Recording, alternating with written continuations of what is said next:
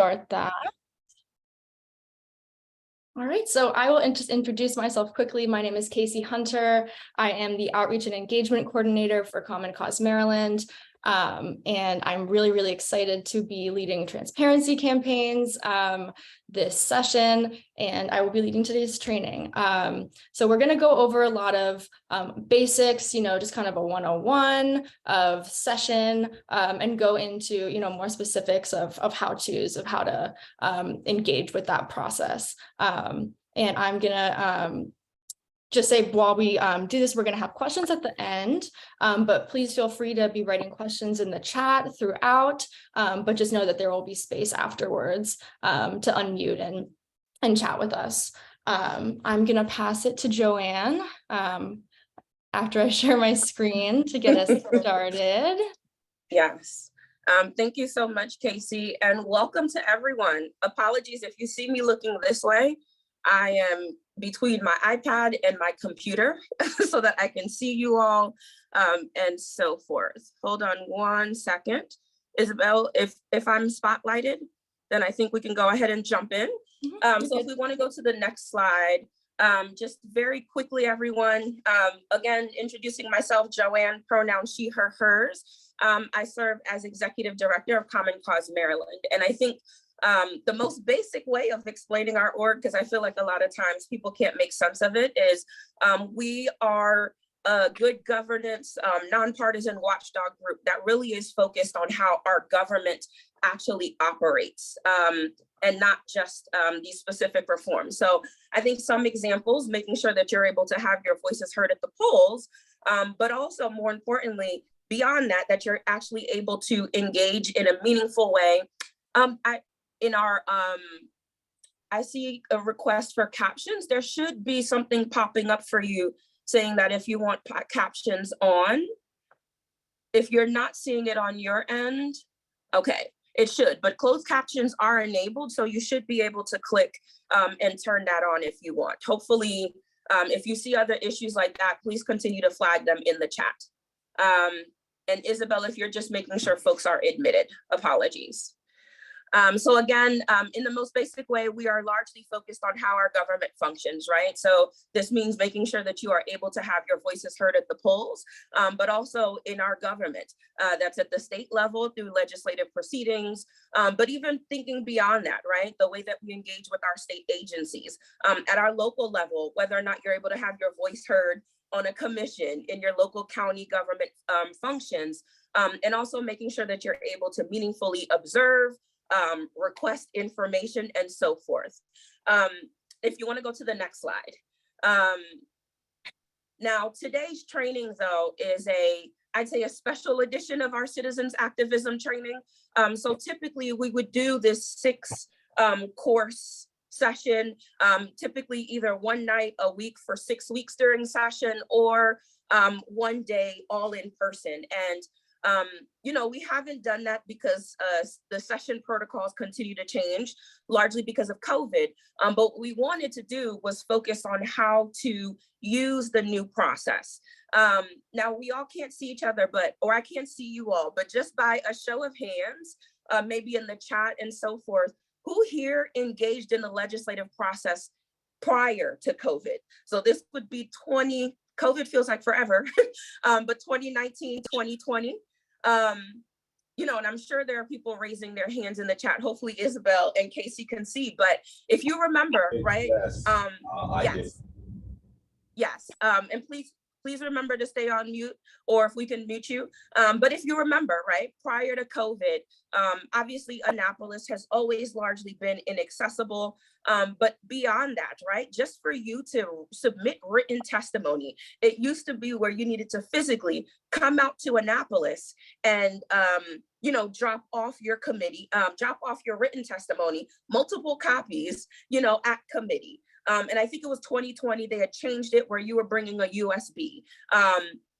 For the person who wanted to provide oral testimony, they were actually physically coming to Annapolis early morning and pretty much spending the entire day there, to make comments or remarks for 2 to 3 minutes. I think COVID, while it's done a lot of harm, impact that we'll feel for multiple years, I think what COVID has done is it has forced Maryland to use technology that was long available to us years ago.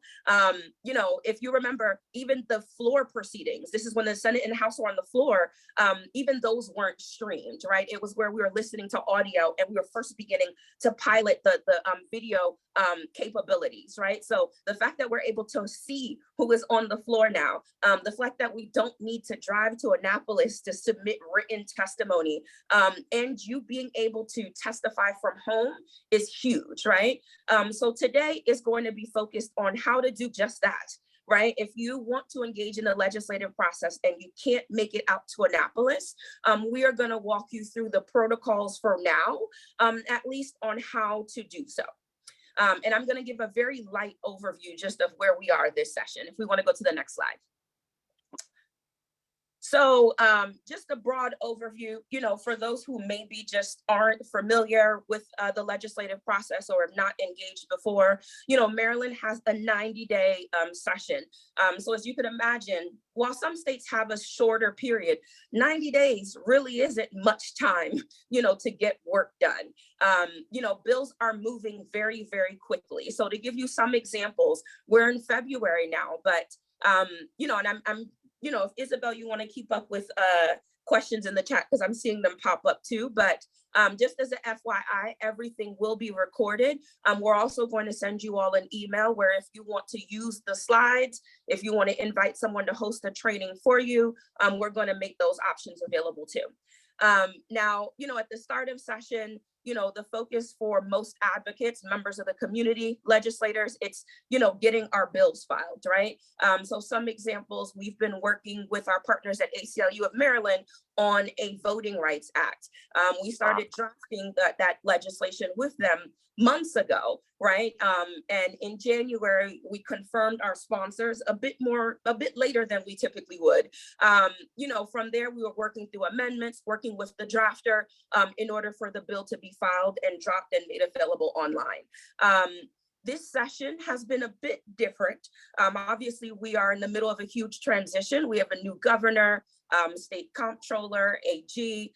We have new members of the General Assembly, and a lot of them are being appointed to the administration. So you'll see that at the start of session, things felt very slow, but it's right now where hearings are happening left and right? I know, for example, we've got hearings all of this week, Tuesday through Thursday, on multiple bills.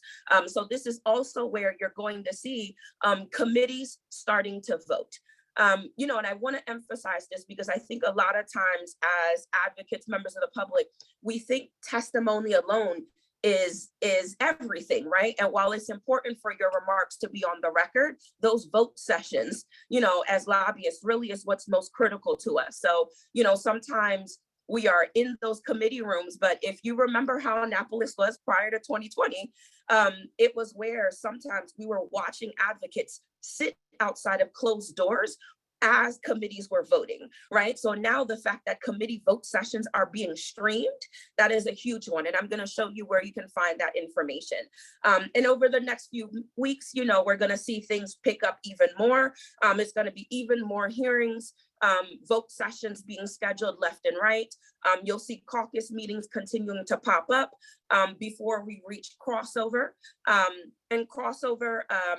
And then, our final push to sine die. And I know that I am giving a very quick overview here because we don't want to focus too much on the 90 days, but there will be room for specific questions if you have any. Just to give you a sense, we're, I think, 30 days or a little beyond 30 days into session. So we've made it through what I'd call phase one, where now we're mostly just kind of working through bill hearings and vote sessions until bills begin to hit the floor again for final votes. If we want to go to the next slide. And this actually was created by Casey, which I thought just was a good way of laying out the calendar, and we'll send you the document that's available online. But again, just to get you to think about these major dates, right? If you, you want to keep the bill introduction deadline in mind, right? So for us, as we were working on the Voting Rights Act, as we were working through amendments, we know that we needed to, submit the final version of the bill by the House deadline, and by the Senate deadline. I think the next big important date that we should be keeping an eye out for, obviously, is crossover. And this is where, good. Welcome, Paul. Nice to see you. I know you've testified on redistricting bills. So this is where, your bill is crossing over to the opposite chamber. And if we want to go to the next slide, it kind of gives you an easy to understand overview. Now, obviously, in an ideal scenario, you have your bill filed in both the House and the Senate, right? So with our Voting Rights Act, we have it being championed by Delegate Stephanie Smith in Baltimore City, and we have Delegate Senator Sid Noor in Baltimore County. So we have both bills being introduced in each chamber. Both of those bills on the floor are assigned to a committee. If it's late, like one of our bills, it's assigned to rules and so forth, but one of the major standing committees. From there, the bill will have an actual hearing. So this is where we're going to focus on how you can make your voice heard from home. And depending on the chamber, so in the House, many of our committees have subcommittee, right? So we deal a lot with election bills. What's going to happen in our committee, which would be Ways and Means, the House bill will have the full hearing where we testify. From there, it's going to go to the election subcommittee. That's where subcommittee members are going to, take a closer look at the bill. They might make amendments, hopefully ones that we like. And if they voted out of subcommittee, it will then go to the full committee, right? This is full Ways and Means. If once Ways and Means passes it, right, meaning that we've got majority support, it will go back to the House floor for a second reading. Now, a second reading on the floor is where it's kind of just that, right? Legislators are actually taking a closer look at the bill. Many times as advocates, we are making additional changes, hopefully not, but working with the sponsors and working the floor. But from there, ideally, your bill goes to third reading. Now, I can give you some different scenarios just to kind of help you think of it. Let's say in this scenario where we have the Voting Rights Act, both bills are passing through both chambers. So what's going to happen is the House bill is going to go to the Senate. The Senate bill is going to go to the House for consideration. Typically, when they have those hearings, it will be sponsor only. Our goal as advocates or as members of the public is to try and get those bills to be as similar as possible as they are moving, right? If there's a scenario where, let's say in the House, our bill is not going anywhere and it has not crossed over before that March deadline, but the Senate bill has passed, the Senate bill will then, continue on to the House. And from there, hopefully that is what is going to continue to move. We'll continue to put our focus on that legislation that is still moving. Some other things to consider. So in the scenario where I gave you two bills, or let's say the one bill has moved and it's passed in the House, it's passed in the Senate, the Senate sends it back to the House, and the House doesn't like the changes, right? Maybe the House says, I want fewer days of canvassing, and the Senate wanted more. This is where if they can't reach a agreement, they will go to conference committee. Conference committee is what we try our best to avoid. And we go into that during our training, right? But that's typically what we want to avoid, right? Ideally, you're working your bills to a point where you've got agreements or you've worked out amendments ahead of time, because we know that conference committee sometimes can either lead to your bill being stalled completely. They're not reaching a deal at all. And depending on the sponsor, many times, depending on your relationship, you might not be invited or find an unofficial way to kind of inform the conversations that are happening in the conference committee. We'll be sending all of this around, but this is, again, just to get you to think about in that 90 days, from the point that your bill is introduced to the point that it's moved on to the opposite chamber, is coming back, and what can still happen, before it's heading over to the governor. And then, just a very brief overviews again. Maryland actually has some of the largest caucuses in the country. So one example, I think we still have the reputation of having the largest legislative Black caucus.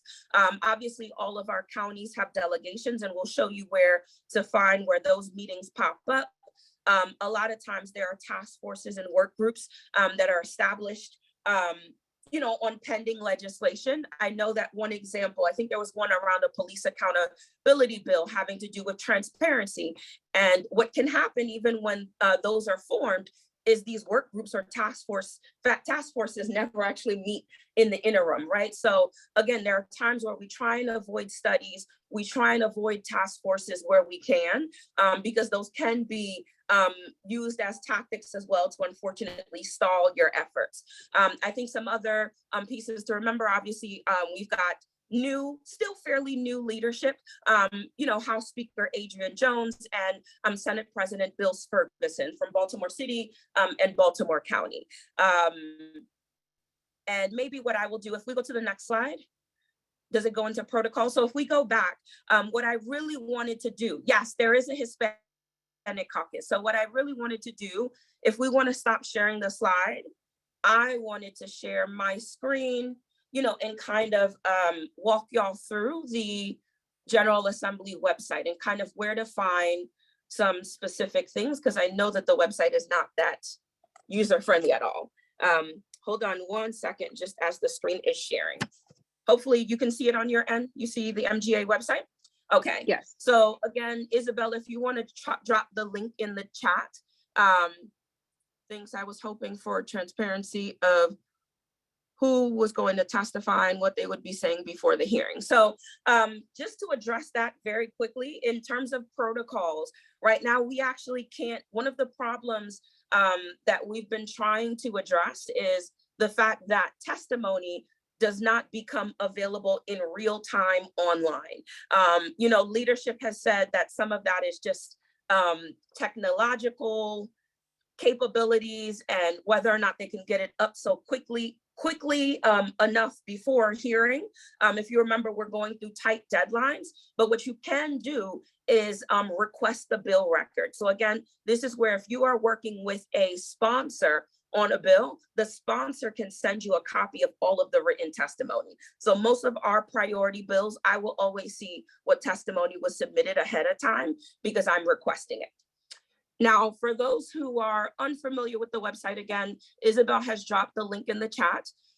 If you want to find your members, right? Obviously, this is very easy. You're using this tool here to go ahead and identify who your legislative representatives are in the Senate and the House. And you will see them easily available here. If you click on House, it will show you a breakdown with pictures, their districts, and so forth, right? And this website has been improved. I think it was changed in 2020, actually.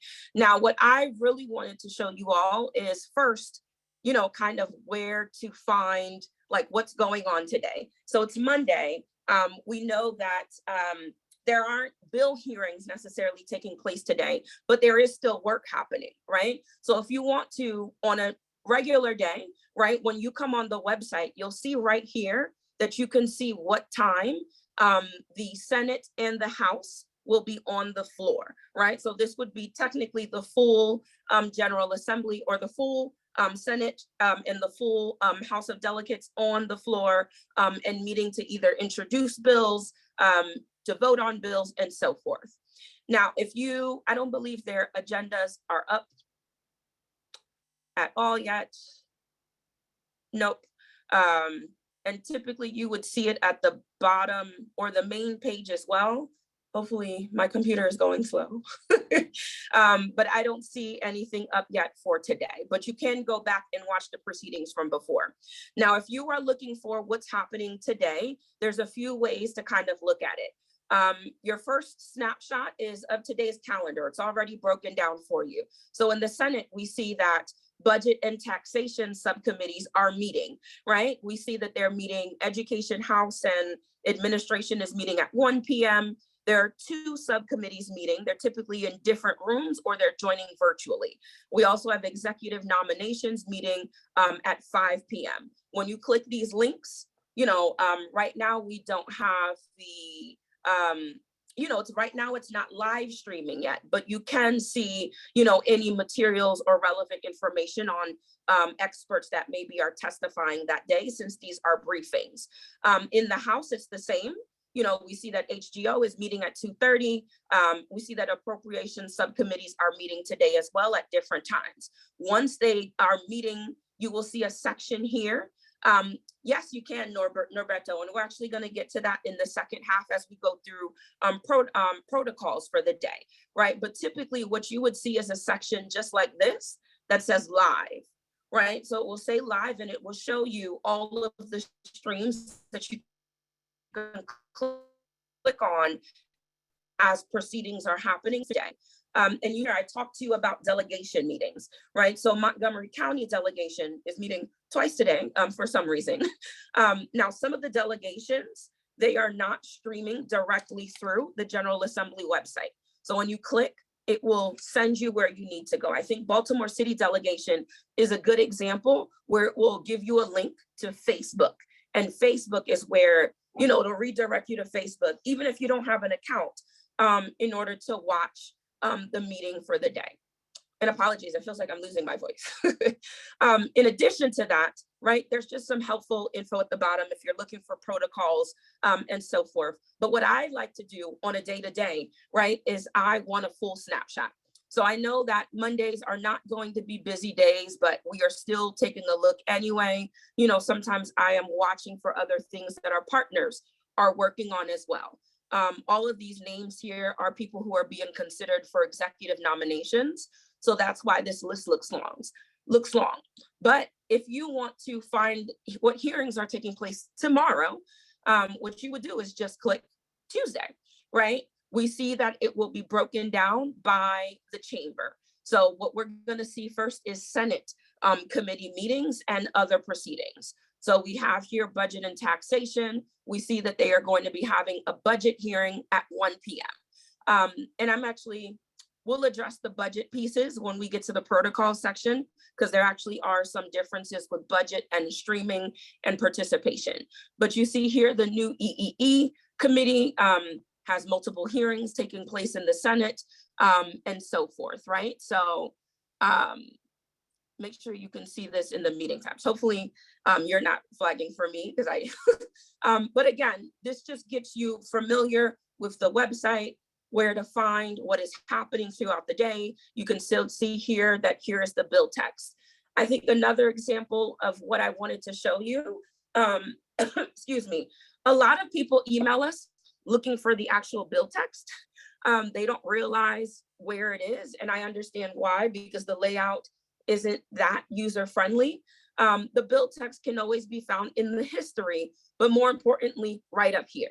This does not look like a hyperlink when you just land on the page, but it is just that, right?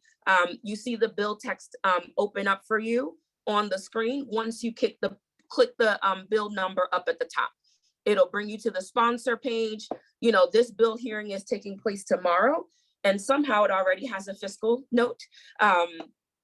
What we've been finding, I think they just got lucky here, but what we've been finding is that the fiscal and policy note, which gives you a more basic breakdown of the bill. It also gives you an overview of current legislation and so forth. What I've been finding is that it doesn't become available until the day of the hearing, usually because of DLS's or legislative services capacity, but somehow it's up right now. And you see the committee. I think beyond that, if you are, just want to see what standing committees there are, you can easily do so by checking under the committees tab, for Senate and House proceedings. You also see delegation information. And when you click on the committee page, you will find contact information. And Casey is actually going to walk us through protocols for each committee, but you will see that each committee has its own witness guidelines. So you can be in a committee where they say that you have 3 minutes to testify, and another one might say there's 2 minutes. Or if you find yourself in a situation where you've missed the deadline on submitting written testimony, which you should try to avoid, the contact information on where you can send that information is available on the page. I think beyond that, I'm trying to think what else is important to know. We're going to get to my MGA. The only other thing I would share is that if you are looking for legislation that was passed maybe in previous years, you would use the archive in order to find that.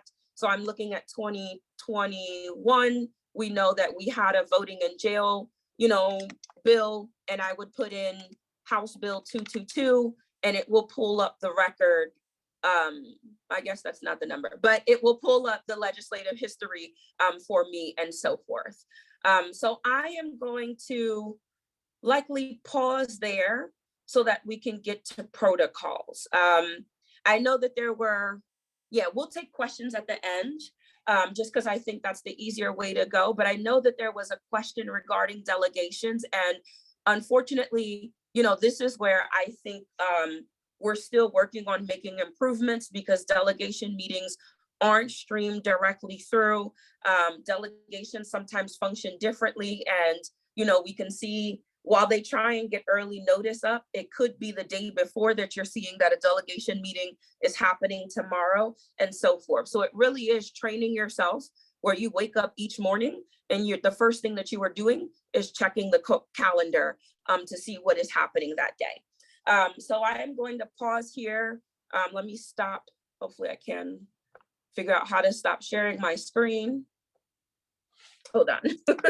And we are going to move forward to protocols. And Casey is going to take the lead on that. And what I'm going to do is kind of chime in as, maybe specific examples are being shared, or I want to expand on something.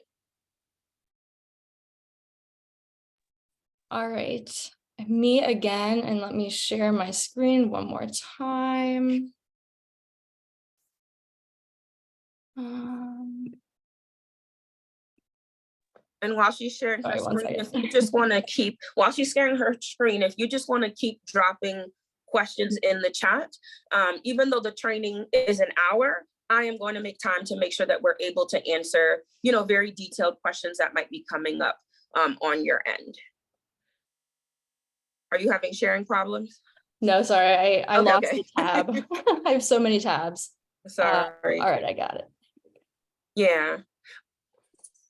Is there a glossary of terms? Yes, actually, we'll send that to you all as well too. And please, this is where, if you hear us, I'm really bad at this and I'm trying to be better. You'll hear me use abbreviations and so forth all the time. So please drop in the chat if there's something we're saying that is just not clear, like dropping bills and so forth. Okay, so thank you, Joanne, for giving us a really nice overview of how the process works.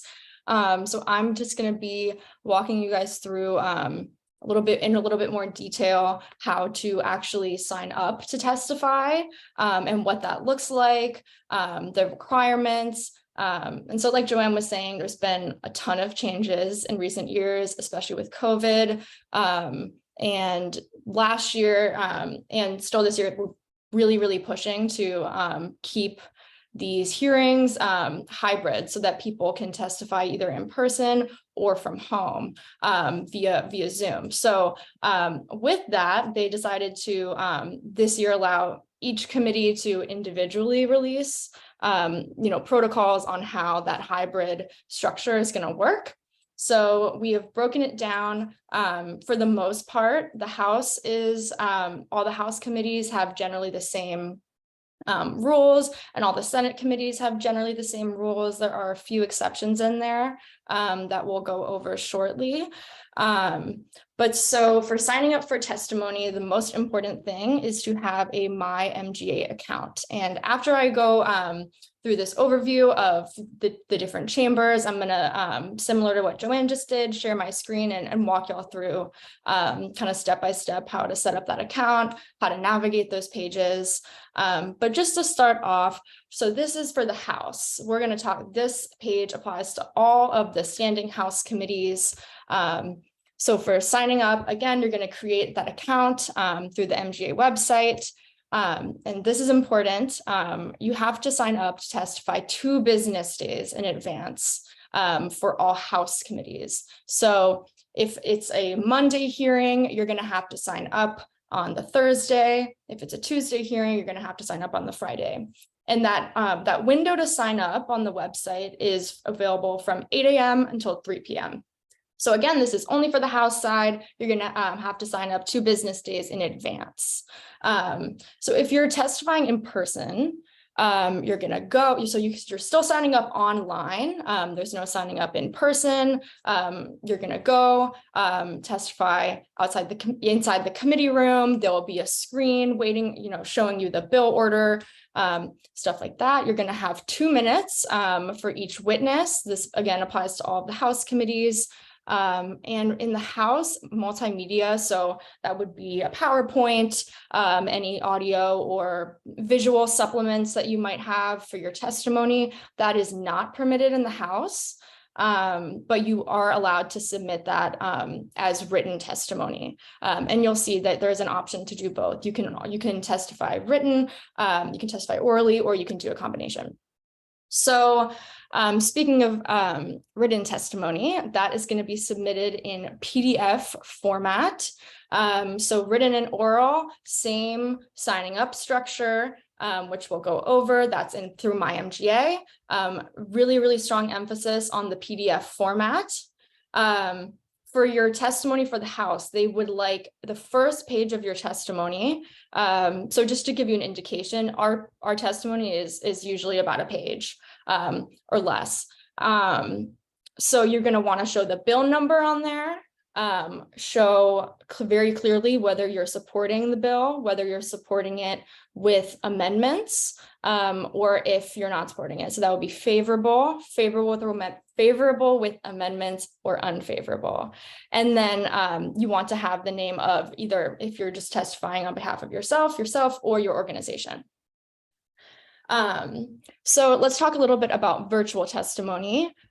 So the platform that the General Assembly uses will be Zoom. So you're going to sign up through the same process, and then you're going to have the option to select either in person or virtual. So it's really important that, after you sign up, you're going to get that link to the email that you signed up for your account with. When you go through that link and you log into the Zoom, really, really important to make sure that your name exactly matches the name on your My MGA account. That is the only way that you're going to get let into the Zoom. So what's going to happen is you will join, you'll be in a waiting room, and you'll have been following along on the live stream of the hearing, and then you can join. You don't have to sit in the waiting room. If you go ahead and look at the schedule and see, okay, my bill is way down the list, so it's probably going to be a while. So you're going to want to have that live stream up, which I'll show you how to find that on the website, just to follow along with that order, and the order will be on the screen next to it. So for me, when I testified virtually last week, I hopped on the bill. I saw that the bill before my bill in the order was coming up. So I hopped on the Zoom, and you'll be in the waiting room. They'll let you in. You're going to want to have your camera on while you're testifying. And one more thing about names, make sure not to log in with the name being your organization or have any acronyms in there. Just make sure it's that exact match. And if I go ahead.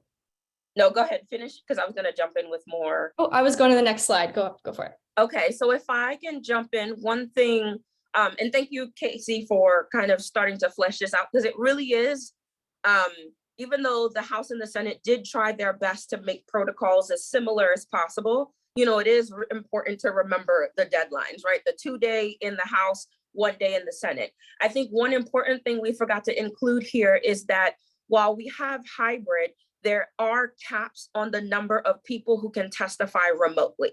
So written is unlimited, right? Ideally, if it's a bill we're opposing or supporting, we're trying to get as much written on the record as possible. And if you ever need help with written, this is where you can email us. We'll send you a template, but you shouldn't let it be something that phases you. It can be as long as you want, or as short as you want, right? And I think if you are someone who is being directly impacted by the legislation, sharing personal anecdotes where you can.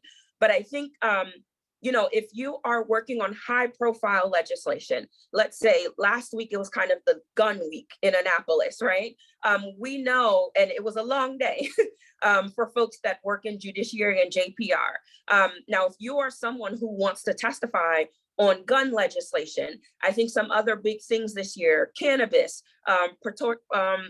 reproductive health protections and so forth, that you need to sign up as early as possible, right? Because I believe in the House, the cap on remote testimony is about 14 people. So for House, there's no limit for remote testimony in the House. Okay. So for every bill in the House, oral testimony limit is going to be 50. No stipulations for combo of like virtual or in person. But Senate side, we'll get there, is that's where it's going to be the 14 for virtual. Okay. And I think the other thing to remember is that unfortunately, even though we're at a 50 max, on a gun legislation day, you're not guaranteed to be selected, right? So if you don't get the Zoom information, you probably weren't selected to testify. What I would still do is call the committee anyway, after you've checked your junk folder and all of that, to make sure you didn't miss it, just to confirm that you have not in fact been selected. I think something else that I see people do all the time is that, you don't realize how quickly 2 minutes goes by. 2 minutes is not long, right? And, sometimes you can lose 30 seconds just introducing yourself, right? So what you want to do is, use your written testimony, written testimony to get all of the words that you want to get out, and just focus on, the major highlights, the major things that you want members of the General Assembly, to keep up with. I would keep that in mind, especially when it's a longer day, and, somehow you find yourself being the last bill being heard, right? Legislators should be paying attention, but they're human, right? And it's been a long day, right? So making sure that we are trying to keep things on message, and giving them what you want them to hear and redirecting them to your written testimony. Okay, and that's also another great reason to choose to sign up for both oral and written. In case you don't get chosen to speak orally, you'll have that written testimony on the record. All right, so we are gonna go ahead to the next slide. This is so each of these QR codes is going to take you to the PDF from the committee that has all of their specific committee protocols laid out. So you'll find that most of them, again, like on the last page, they're going to be really similar. Some of them have these tiny little differences. So for example, economic matters on the top right. So if we go back to this, we have written testimony on the first page of the testimony. It says you're going to want to include all those things. So that's for all the House committees. But on this page, you'll see that economic matters wants to take it a step further, and they're asking to have the title of your document, the title of your file, to include the bill number, your name, to include the bill number and your name. So you'll see that there in the example. So that's just an instance of a very, very minor difference. So it's always a good idea to come back and just reference, scan the QR code really quickly, just reference the specific committee protocols for the committee that you're testifying to. We also will be sharing a resource that will help break this down and in more of a chart for you guys. But Yeah, so you'll also see here that for environment and transportation, multimedia is allowed, whereas you'll see here that multimedia for all the other House committees is not. So just this first page, this is going to be your go-to. This is true of all the committees, but then just always double checking if there's any like a little additional requirements. So each of those QR codes takes you directly to the file of that committee's protocols.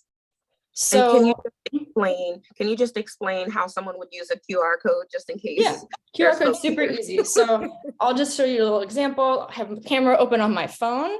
What you're going to do is just point that directly at the QR code on your screen. It's going to pop up with a link at the top, like a little pop-up, and you'll just click it and it'll take you right to the page.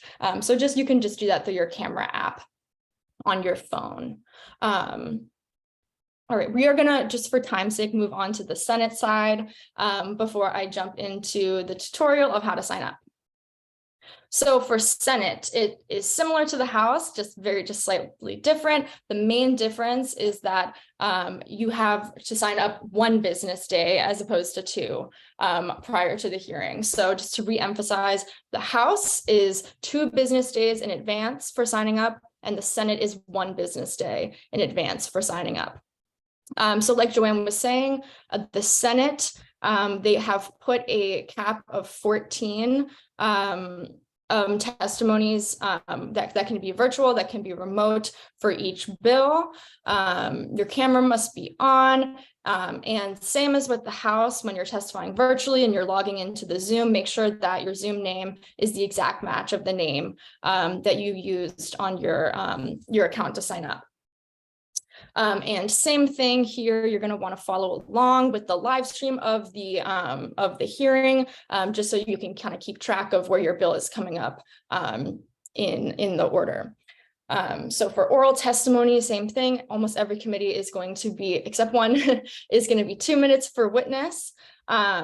And in the Senate side, they are allowing multimedia supplements. So they are encouraging you to submit this separately as written testimony. But if you would like to have a audio visual, like PowerPoint or something, while you're testifying in person, then they're asking you to contact the committee manager in advance. That contact information is on the next page for each committee.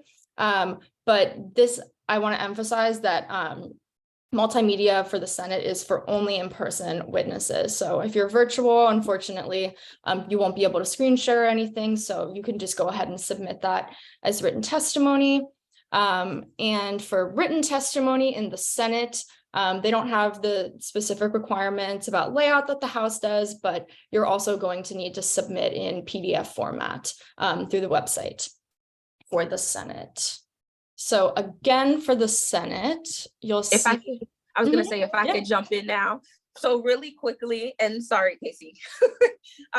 So what I wanted to flag that is really important for everyone in the Senate is that if you were involved in legislative efforts or even paying attention to emails maybe that were coming from us last year, you'll remember that even though we were still kind of in the height of COVID, it was the Senate that decided halfway through session that they were going to stop hybrid and go back to in-person. Now, what we don't want is for that to happen again. We want the hybrid to remain a permanent option.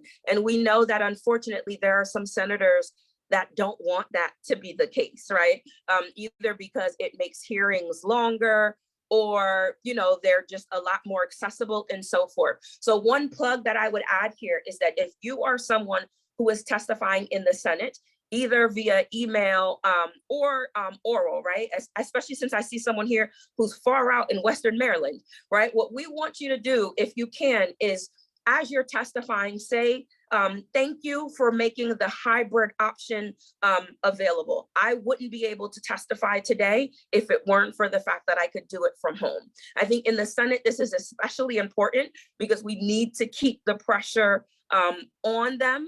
And sorry, for folks who are direct messaging me, I won't really see them. So that's probably not the best way to go. But, you know, we want to keep the pressure on them. So while they've shown us that, there is a willingness to incorporate this technology.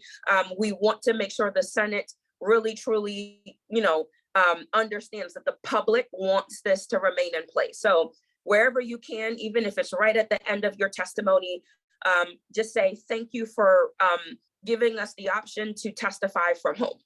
I'll pass it back to Casey. And just really quickly, Jan, I saw your comment in the chat for the QR codes here. So this is not the only way to access those files. We just did this so anyone could scan kind of throughout the training, something like that if they wanted to. But we're going to send out a different resource that you'll be able to just kind of click the link on that to take you there as well.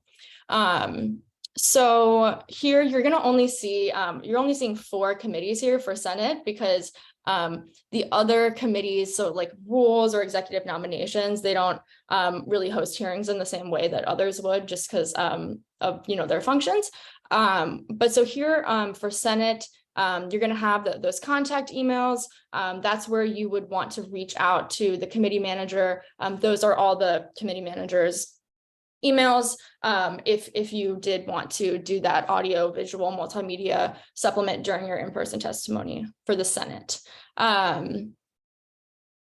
So I am going to go ahead and stop sharing my screen. I was going to say, before you stop, just some other things. So the one thing that you all will realize as you begin to testify more and more in these committees is you start to get an understanding of what the chairs and vice chairs don't like, what they do and don't like, right? So we know that sometimes in the House for us, there are some bills where they kind of don't want us to weigh in too long, or if you're on a panel, someone has said something, they don't want it too repetitive and so forth. I think in the Senate, what we really want your help with, in addition to just kind of trying to keep up with whatever it is the chairs want, in JPR specifically, or judicial proceedings, there have been partners, and I haven't seen it happen as much this session, but as you are waiting to testify, letting us know how long you're sitting in the waiting rooms, right? And obviously you should be prepared to sit there for a long time because it all depends on the hearing order. But is there anyone in the committee that is sending messages to you all in the chat, letting you know that your bill is next? Are you watching the hearing and for some reason they're taking the cameras and pointing them up at the wall and so forth, right? Those are all things that you can kind of help us watchdog so that we are going back to leadership and telling them what people are experiencing when they're engaging remotely or observing from home, right? We don't want the cameras to stop. We don't want sound to stop as these conversations are happening. We want it to be as close as possible, close as similar to you being in person. Okay. So I'm going to stop sharing and we'll just do a really quick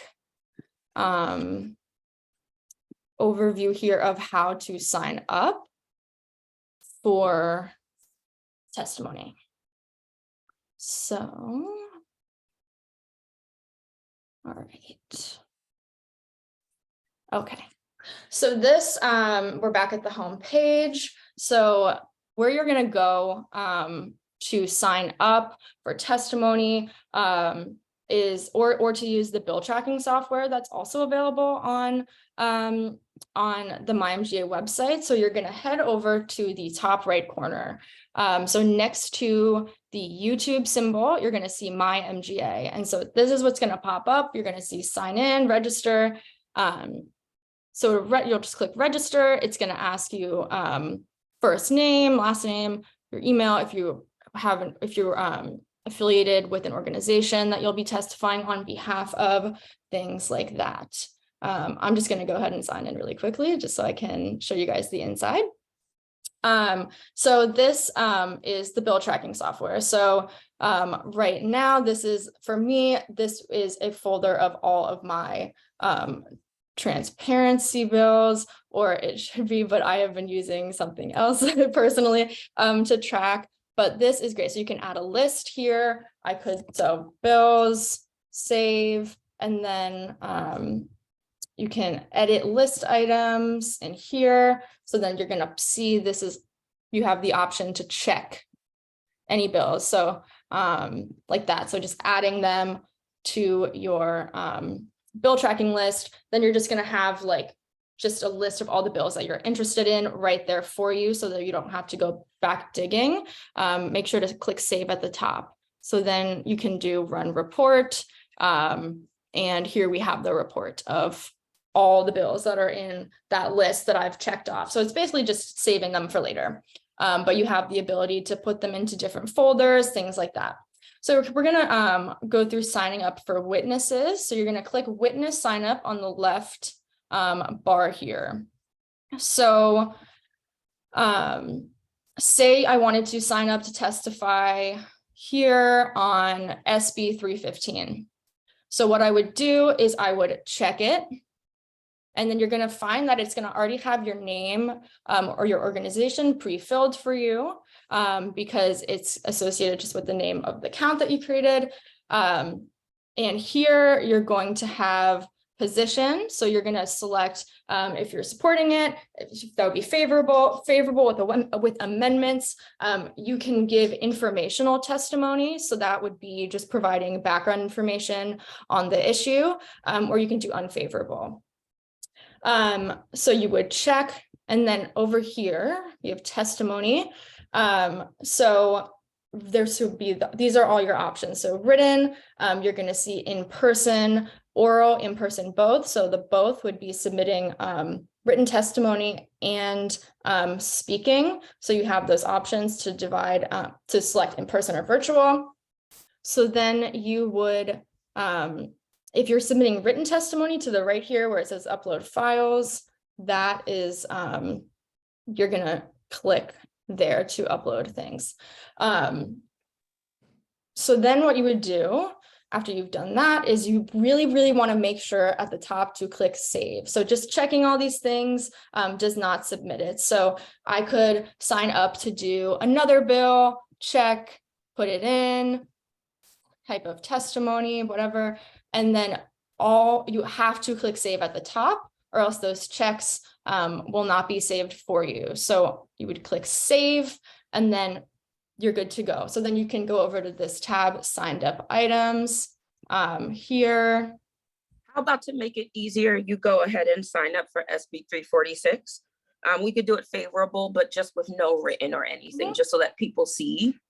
That would be EEE committee. And to make it easier too, folks, you'll see up at the top, you can just click for your committee too, because I know it can be a lot just looking at a long list, but I think you just passed it. Yep. Okay. So 346, we're going to do favorable, none for us. So we have all of our information in. We're going to click save up at the top here. And then it's going to go into your signed up items that will be there. EEE. So it shows you everything that you're looking at. And then you're good to go. So if you're doing that virtual testimony, you are going to get an email with the Zoom link if you get selected. So that would be your next step. If you're doing in-person testimony, then you're good. I'm going to stop. I would very quickly to go back to bill tracking. I think one thing we didn't show you all, like if you go to edit your settings on the bills one that you created, you'll see that there are options to get notices, right? So a lot of times, I get notices about, I'm stalking the website anyway, but I get notices about bill changes. I get notices about anything that's relevant to the bills that I'm filing. So what you would do is select yes, because you want to receive updates, knowing that you're going to kind of continue to receive updates depending on the number of bills you are getting. And I always set it where I'm only getting updates on bill changes. So I would hit yes for the second option so that you're getting updates on the bills that you are following. I know that there was someone that had put that question in the chat. So I think that is the most helpful in addition to watching. Is there a way to see all the bills you signed up for? Yeah. So I don't think you can see them all. Actually. So you'll see them. It's just the upcoming ones, I believe, that you're able to see, not retroactively. Yeah. But you but like, sorry, go ahead. No, I'm like, that's a good idea though. I do think, just for the user, right? Well, what testimony you're weighing in on, but I do think there should maybe be some capability where I'm sure there is on the back end maybe, but you can see all of the bills that you're on, this session. We can flag that for leadership just to see if that's something that's possible for next year. So just very quickly, I'm going to show you where to access the live streams for these. So the way I would do it is I would go to meetings, or you can go to the committee that you are testifying for. So let's say Senate JPR, you can go to meetings over here, and then it's going to start all the way at the top. So like if we wanted to go down here, doesn't matter, you can just click here. This will be the recording. The blue video camera here, that's going to take you to the recording because this hearing already passed. So this is where you're going to see that order of the bills. So when I say make sure that you're watching to follow along, so you know when you can when you should hop on Zoom, this is what you're going to see. So it's going to show you the status. If this hearing were live, it would say either pending or next bill or upcoming, something like that. So this is where you can access recordings, the live stream as well, and then you'll see the schedule, the agenda for all the bills to the right. And let me go back out here. I see a lot of questions, so I think the easiest way is literally going to be us responding to them in real time. So maybe Isabel, if you're able to, maybe reading some off, and we can kind of go from there. Sure. And if you've been direct messaging, please just remember that I probably won't see it. I'm on an iPad. I'm on 2 computers. Okay, I was just going to bring up the poll questions, but since we're low on time, because you have the option to drop them in the. No, you should still do the poll question first, and then we'll go open it up to Q&A. And I think you should take a minute to introduce yourself too. Yeah. You're going to be the one to drop the poll because I still don't have the option to send it. But hi all, my name is Isabel. Pronouns are she, her. I'm from Silver Spring, Maryland, and I am a research and policy fellow at Common Cause Maryland. I've been the one in the chat trying to like address all these questions. I think we're just going to drop a couple poll questions to see if you've been like paying attention, to get some clarification on some of the protocols, which Joanne should be able to send to the chat.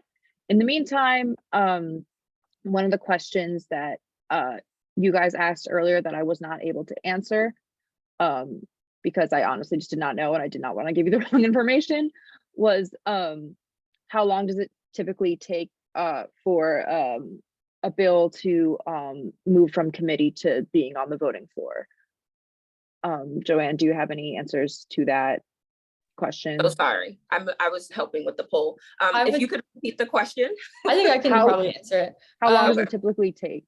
I would say it just completely depends on the bill. There are some bills that are gonna move through really, really quickly because there's no, contention or anything to be debated, no amendments. So some bills have, already passed this year. And it just really depends on the content of the bill. So if if the bill is related to something, more hot politically, I suppose. So anything like reproductive healthcare, something like that, there's probably going to be more debate, more amendments, more back and forth of changing language and stuff. So it really just depends on the bill, honestly, and the issue for how long it's going to take. Yeah, and this is where I would just add that I think a lot of times people just think Maryland, blue state, and so forth. And we could debate whether or not we're a blue state or not, but you would be surprised. A lot of times it's common sense legislation that is still taking years to pass, right? Advocates come with, constituents from legislator specific districts. You come with evidence that this works in other states, and so forth, and we still can't get it through. So it can be, I'll use same day registration as a good example. That's a no-brainer, right? Like, we want voters to be able to have their voices heard at the peak of the election, even if that's the very last day. And it took 10 years to pass that, right? An entire decade. So again, a lot of it comes down to political will. Like, it's what Casey said, it's whether or not there's a willingness in the General Assembly at the time, whether or not it's an election year where they're going to be on the ballot, you know, or other considerations and so forth. And I think the next 4 years, we have an opportunity to pass a lot of reforms, but I think this is where we have to watch to see what it looks like when the General Assembly isn't up against leadership that's of a different party, right? So that's a long answer, but we're pretty much saying it could be, they could decide they want to run with it this year, or it could be a 10-year fight on something that makes sense to the public. And I'm going to launch our last question, I think. Hopefully you all can see it.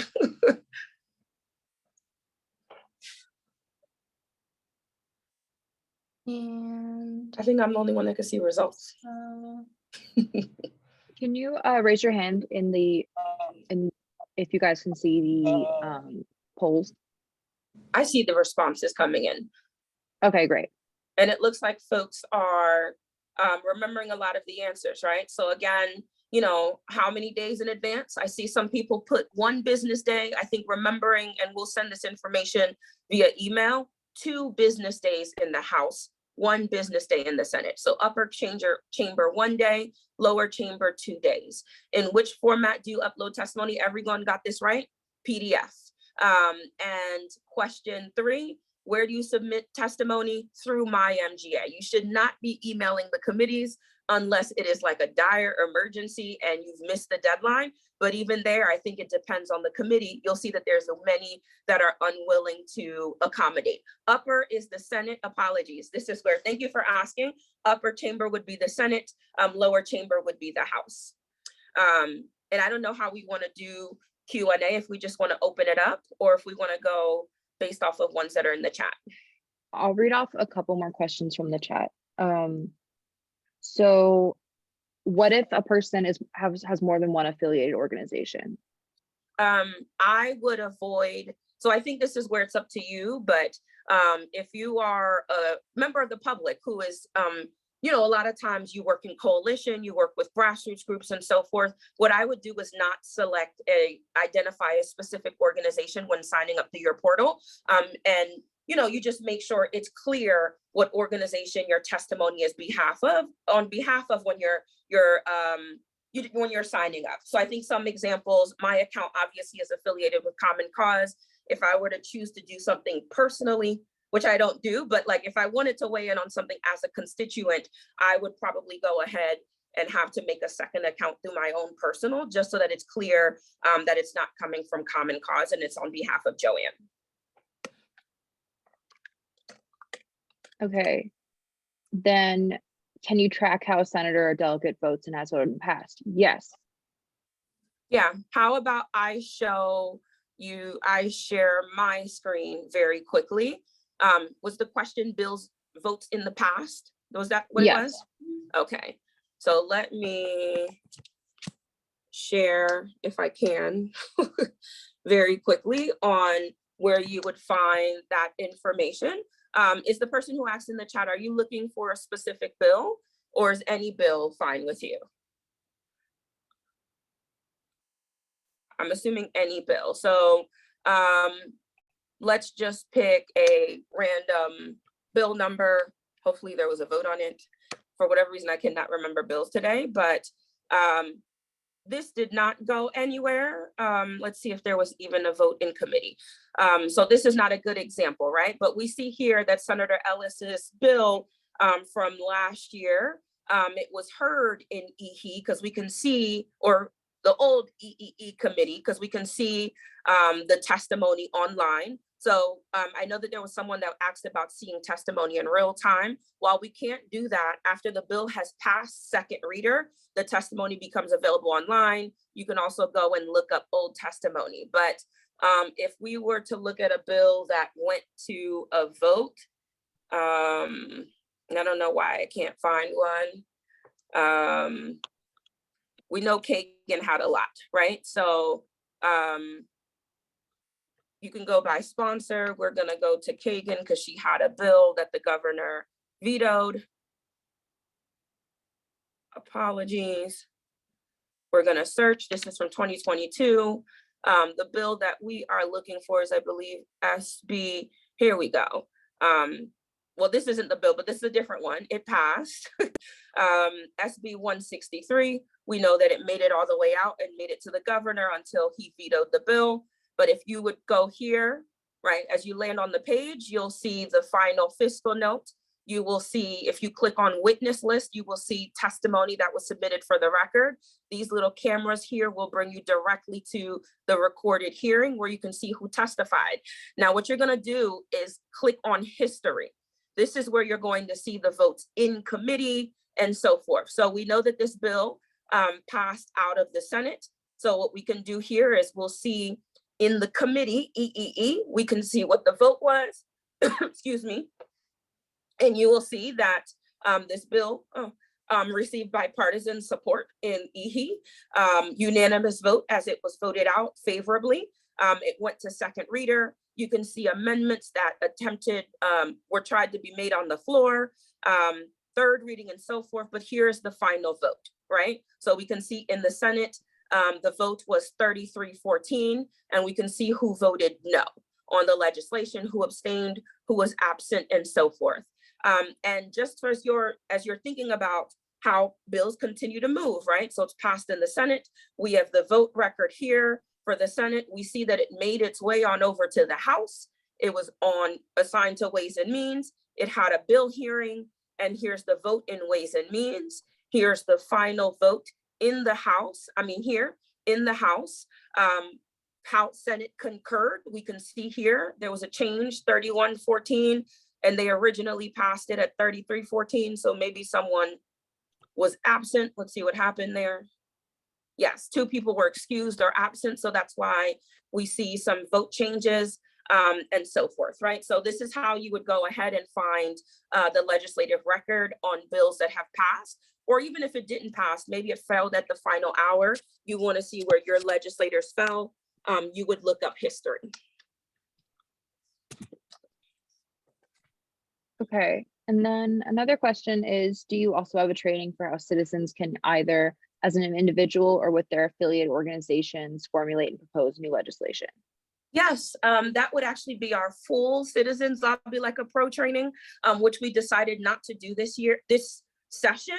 But I think what we're planning to do with a few partners is possibly doing it in the summer. I think the way we were doing it before, it was too tight for us. We were doing it in December going into session while we're also working on bills.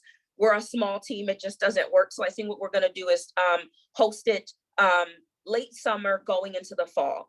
I would say if you are someone who has an idea around legislation that you want introduced, I think your best way forward, especially if it's like, let's say a bill that wouldn't fall under common cause somehow, right? You wanna work on immigration and we can't find a lens to work through it with you. We can still help you by pointing you to legislators that maybe would be interested, that would wanna take it on.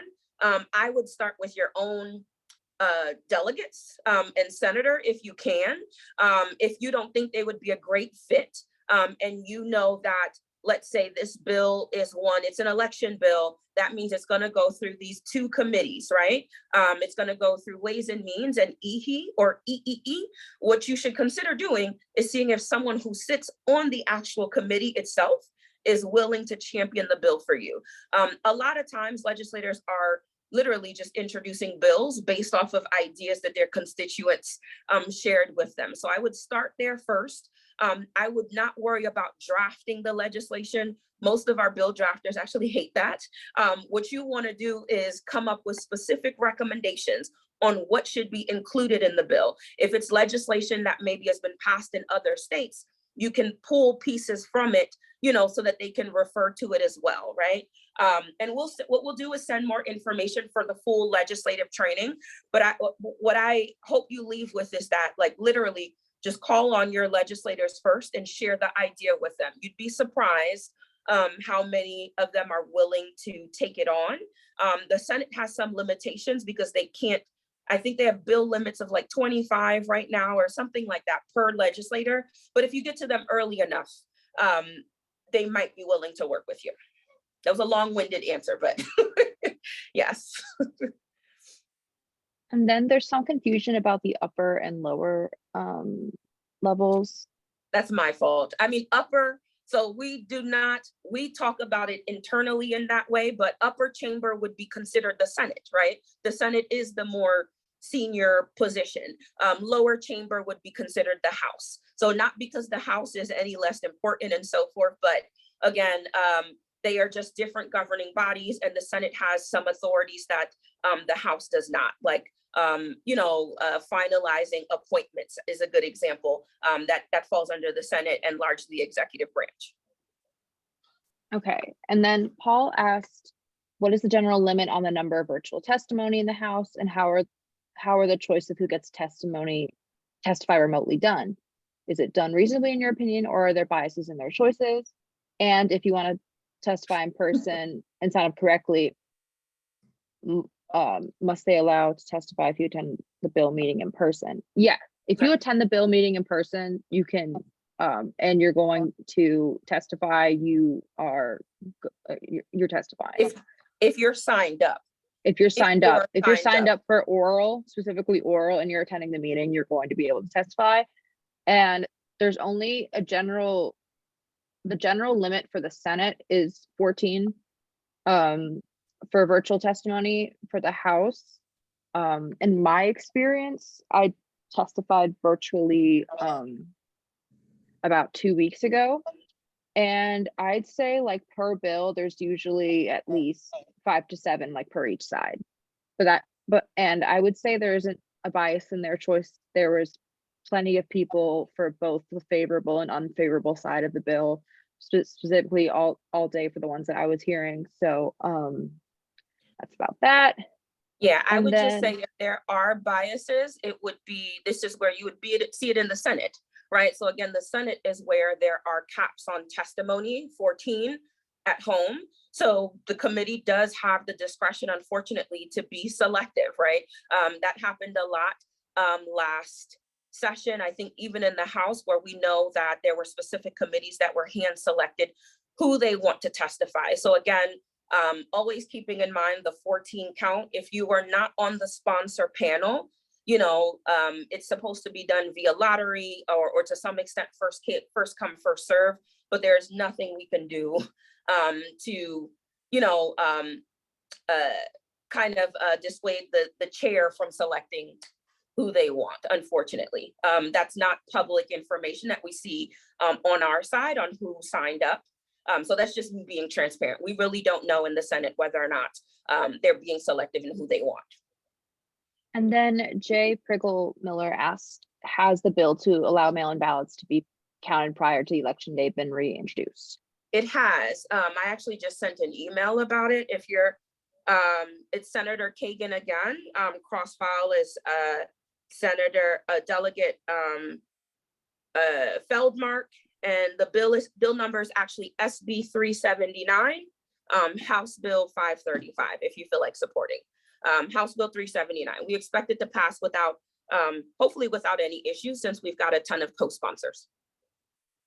Okay, and then Noberto Martinez asked if we could offer these trainings in Spanish.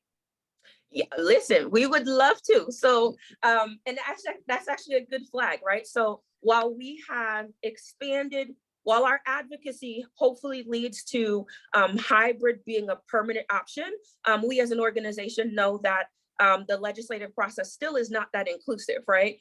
There's still language assistance issues that just are not existent. I always point to CASA as a great example, where it's CASA staffers that are having to translate as they bring in CASA members to testify, right? And I will never forget, I think it was Harry or someone, I forgot who it was, that testified last year on a redistricting bill. He was using sign language the entire time, and no one knew that he was signing until after the fact, right? So this is where Casey actually comes in with the assistance of Isabel. They are doing some research around best practices in other states in hopes that leadership will kind of work with us on making language translations available here in the General Assembly. So I say all that to say we would love to do this in Spanish.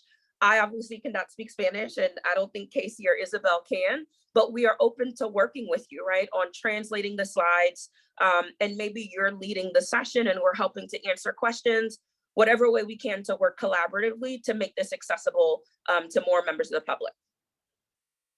Okay, and then Carrie asks, for proposing new legislation, is it better to start with your House representative versus somebody else? This is where you have to be strategic. I mean, if y'all want to weigh in, this is where you really have to be strategic, right? Because you can live in a district where you are, I mean, maybe what you're working on is a progressive reform and Republicans aren't probably going to be your best sponsor, right? So you're probably going to, unless you live in a district where you know that you've got legislators who are willing to, at least explore or would be supportive in theory of your bill, you are going to have to be, you're going to have to kind of sit down and have conversations with people, right? So I would still encourage you talking to your legislators just because it's good to know where your own representatives stand on this issue that you care about. But beyond that, right, maybe this is where you're reaching out to us to figure out what committee would this bill be assigned to if it were introduced, right? And we can help you think through who could be a potential good sponsor that sits on that committee. Or maybe there's someone that you know who just cares about the issue greatly. Even if they're not from your county, that's fine. You go to them the issue. But a lot of it has to be strategic, to some extent. And there should be, well, I shouldn't say this, there is a dynamic where if it's a freshman, a new legislator, you should be trying to work with them, right? But understanding that a new legislator may not be able to move a bill as quickly as, an incumbent who's been here for 10 years and so forth. Okay. And we'd love to work with you. I see him in the chat. If you email Casey, though, that's the best way. Yeah. Sheldon asks, to what extent does leadership kill bills by not allowing a vote in committee or on the floor? Now we're in recording. I mean, I hate to say kill bills, but a lot of times it isn't just leadership, right? I think, like you said before, a lot of it is, political willingness, the climate that we're in, what are the issues that Marylanders care the most about right now, at least based on media. There's a lot of different considerations. So sometimes even though a bill doesn't advance, it doesn't mean that leadership is opposed. It's just maybe strategically they've decided to move with certain things only because of time constraints and so forth, right? There are times though where leadership actually just doesn't want something either, there's just an unwillingness there. I'm trying to think of some examples. We know that, partners from our Trans Health Coalition had some bills that kind of stalled at the very last minute, and I'm still not clear what happened, but obviously, those are places where leadership could have stepped in, to help get the ball rolling if they were willingness to. I think the same thing with enshrining protections for abortion access in our Constitution. The House was ready to run with it. And unfortunately, in the Senate, what we saw at the time was an unwillingness from leadership to move forward with that, even though that has changed this session. And it looks like, that will hopefully pass.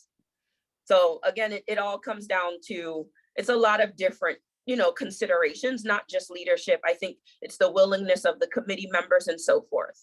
And to Paul's point, obviously gerrymandering, the way that our districts are drawn, all of those things impact, what is being prioritized, what we see moving within the General Assembly. And I know that we're short on time. So I don't know if there were any other big pressing questions or any hands up, maybe, if that's easier. And to allow for now I'm going to drop in the chat. If you have any further comments, we have a transparency and access survey, and feel free to talk about your experience testifying if you've already done it, or if you plan on testifying, or anything kind of questions like that. I'm dropping the link in the chat right now. Feel free to fill it out. Yep. And I would say if you have any specific questions about the legislative process, because we kept this short for a reason. This is where if you email Casey, we will get back to you with information. Obviously, we'll be sending details after session on when our full cohort class will take place again. And we know that many in the past have requested that we do one around the local level. We're going to try to see if we can make that happen, right? Because I think local advocacy, I see Norberto shaking his head. I know that at the local level, it's just as messy.